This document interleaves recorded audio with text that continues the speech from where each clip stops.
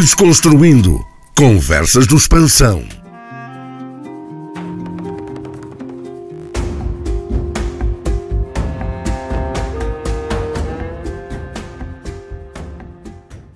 Boa tarde a todos, é um gosto estar aqui. Eu, antes de começar, para criar aqui um bom ambiente desconstrutor, eu quero que vocês parem um minuto para ouvir uma música. Música, maestro? Com força, nossa força, mais construímos país, estudando e aprendendo com a riqueza da vontade, soletrando o socialismo, ligamos campo à cidade, ler, escrever e contar, pôr pensamento na mão, na nossa escola do povo, soletramos revolução. Vamos aprender pela revolução, com mais saber, mais produção. Velhos e novos, vamos aprender, seremos mais povo, sabendo ler, povo mais livre numa só nação. Só é livre quem estuda e ensina para... Portanto, esta música para alguns é absolutamente desconhecida, para outros faz voltar àqueles tempos antigos da grande revolução, daqueles tempos do espírito revolucionário de que muitos crescemos e na qual foi construída ou não a nossa indústria. Mas ainda antes de vos dar o boa tarde oficial e começar a falar, eu quero fazer uma notazinha de agradecimento ao João Armando. E esta pequenina nota de agradecimento é para não deixar passar em branco. Não sei se vocês já deram conta, mas eu fiz questão que fizessem conta. Eu vim vestida de cor-de-rosa. Totalmente de cor-de-rosa de cima a baixo. Vou mostrar. E adivinhem lá porquê que eu vim de cor-de-rosa. Porque o João Armando, estamos aqui, perdeu-se uma oportunidade de desconstruir este tema numa ótica feminina. Completamente. Estamos a fazer uma discussão de indústria, de trabalho, e em que a integração feminina não nos foi ouvida desde manhã.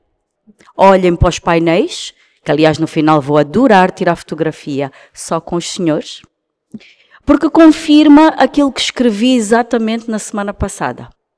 Este é um mês, mais um mês, do homem e do ativo invisível do desenvolvimento.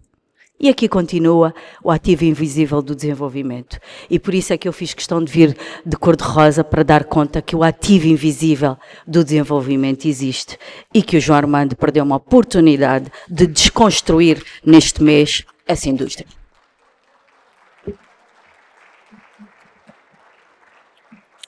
E portanto vocês sentem que eu começo a desconstruir cor-de-rosamente. Certo? E então, mas ainda assim, muito obrigada, porque é de facto um privilégio estar aqui com vocês. Eu imagino que esta manhã tenha sido super rica em reflexões, discursos, estatísticas, e portanto eu não vou trazer a eloquência da manhã. A ideia da tarde é tornar o discurso muito mais desconstruído, e portanto o que vos vai falar é mesmo uma cidadã. Uma cidadã que cresceu com aquela música. Uma cidadã que cresceu num país que, sob o ponto de vista alimentar, era autossustentável. Fala-vos uma cidadã que ouviu a infância toda o seguinte: Angola é grande, Angola é rica, nós produzíamos tudo aqui, nós tínhamos uma indústria funcional, nós fabricávamos fósforos, indústria de café, algodão.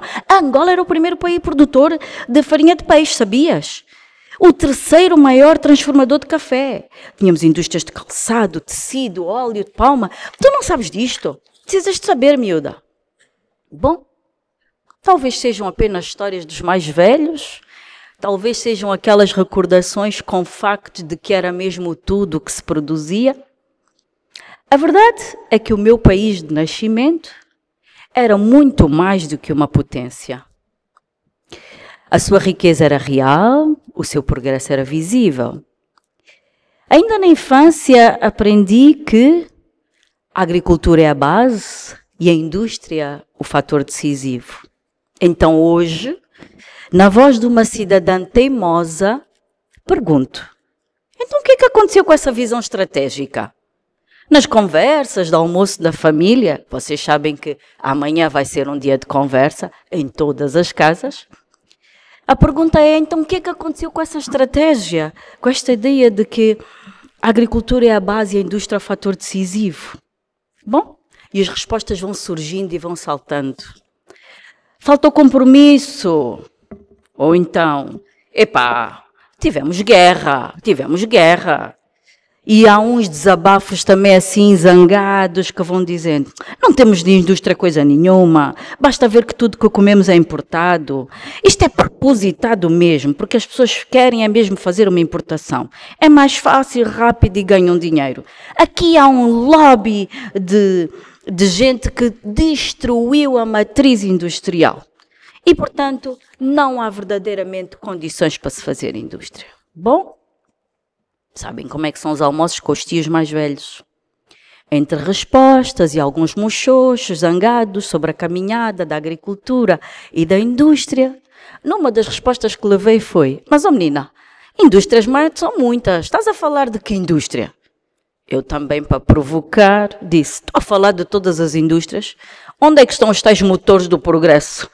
Vocês, os mais velhos, dizem que a Angola produzia tudo. E ao longo dos anos eu não estou a ver nada, só estou a ver importações. E mais, não vejo uma visão estratégica para a industrialização. Vejo sim muita tática, muitas curvas, muitos jeitinhos para estarmos novamente a falar de uma indústria nascente. Indústria da cultura, indústria da saúde, indústria da petroquímica, indústria da construção civil, indústria.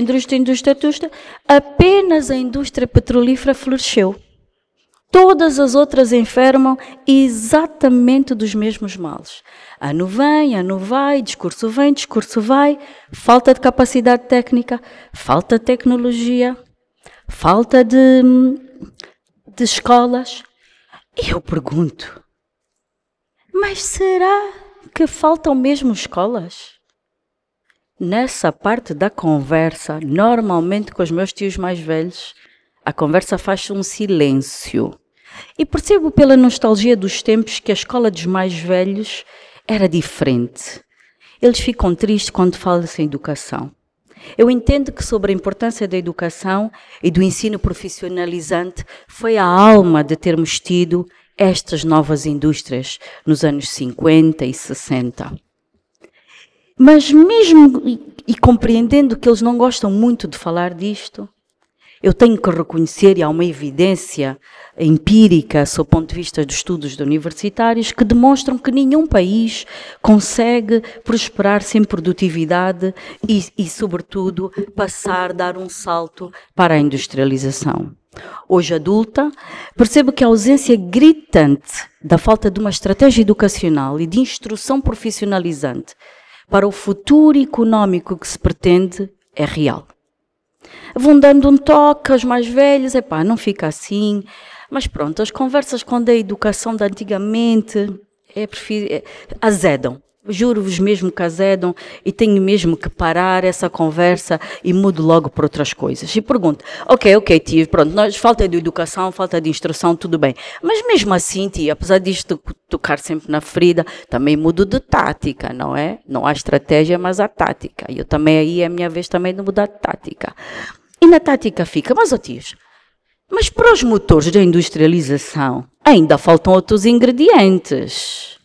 Falta um ingrediente de capital, previsibilidade económica, a banca tem muitos temas, isto sem falar nas infraestruturas. Isso é verdade, minha filha, dizem os mais velhos, mas tu não sabes. Antes tínhamos mesmo uma boa indústria, têxtil, nós temos a maior da África, é aqui. Mas então, outra vez esta conversa das recordações. Olha, eu no outro dia vi na televisão que o maior complexo industrial da África está cá, mas não vejo notícias sobre a produção de algodão. A maior indústria de sumos e bebidas também está cá. Mas a cadeia de valor de frutas e até das polpas alimentares deixa muito a desejar. E a boa cerveja de Angola, que toda a gente gosta, a cevada também vem de fora. Sinceramente, essa vossa conversa de que antigamente que a indústria é nascente, que a indústria está viva, na minha opinião, tios, é mais tática do que estratégica. Os planos existem, mas na prática, se não existir um bom diálogo entre setor privado e setor público, se não se estabelecerem algumas prioridades, sejam as que forem, isto vai ser a luta continua, porque a luta continua para se continuar a encontrar divisas, para se importar, para se ter divisas, porque desta forma é a única que eu tenho estado a ver que as indústrias estão a trabalhar e precisamos de uma indústria sustentável. É verdade que este salto, é verdade que estas são as conversas que os mais velhos não gostam de ter connosco. Este salto para o futuro está sempre muito dependente destas questões da infraestrutura. Essa coisa de importar algodão para fazer a banga da maior fábrica da África não é por nada, mas às vezes até cheira a branqueamento de capitais. E depois os tios dizem, estes miúdos, pá, poça, vocês também não se pode conversar com vocês. Qualquer coisa já vêm com problemas, branqueamentos de capitais, histórias de despesas e etc. Mas, ó tios, eu ainda leio qualquer coisa, eu vou lendo, e aquilo que eu leio é que os investimentos em formação bruta de capital fixo são baixos. Olha só as despesas correntes. O cálculo das despesas correntes sobre despesa capital, despesas correntes são sempre o dobro, de capital são baixas. Olha, na Nigéria são 2 dígitos, 21%, a Argélia são 10%, o Egito são 12%. Nós andamos entre os 3,6% e este ano parece que vai ser 4,9%. Como é que realmente os tios acreditam que há investimento em formação bruta de capital e investimento da indústria? Vocês sabem que as conversas com aqueles tios que lutaram são difíceis, porque eles começam-te a dizer, está tudo muito bem, minha filha, tu nem sabes aquilo que a gente passou, hein? Tu nem sabes o que é isto, tu nem sabes como é que é o que a gente superou, e portanto estamos mesmo muito melhor. Mas olha que Angola é um país de risco, e nós, para darmos o salto, precisamos de investimento estrangeiro, precisamos de diversificar, precisamos de atrair pessoas e parceiros estratégicos, e assim, e Angola é mesmo um país de risco. Olha para as estatísticas de risco. Oh, minha filha, lá estás tu nem sabes o que é risco, risco já passou, isso agora que vocês mostram é política. Bem, eu sei que vocês não querem que eu continue com as histórias do fim de semana. Essas são mesmo histórias e conversas com os mais velhos. Eu sou uma cidadã, e uma cidadã que perante vós reconhece que se está a fazer uma caminhada assim, que temos alguns resultados interessantes, positivos, e que muitos de vós vão demonstrar que de facto esta caminhada é real, mas há necessariamente um desalinhamento muito grande para se dar o salto para a indústria transformadora. Este salto está muito dependente da atratividade de Angola como um país para investimento. O mundo tem os olhos postos em nós. E, portanto, indicadores de governance, de competitividade, de prosperidade, de transparência, de inovação, de desempenho logístico, apontam Angola sempre na última metade da tabela. E por que esta senhora sempre que fala vem com essa história dos indicadores? Porque estes indicadores, o que também têm a ver com a conversa de hoje? Tem a ver tudo. É que estes indicadores de governance, prosperidade, transparência, inovação e etc., na realidade estão a dizer-nos, cuidado, a economia está desestruturada, está informal, há uma burocracia excessiva. Há falta de transparência, há falta de responsabilização dos entes públicos. As tomadas de decisão são muito centralizadas. Há um excesso de poder centralizado e isto impacta no investimento. Não vamos acabar só com conversas chatas, vamos acabar, sobretudo, explicando que é preciso dar passos seguros. Estas palavras, estes fatores impactam o investimento e é preciso criar um ambiente de confiança.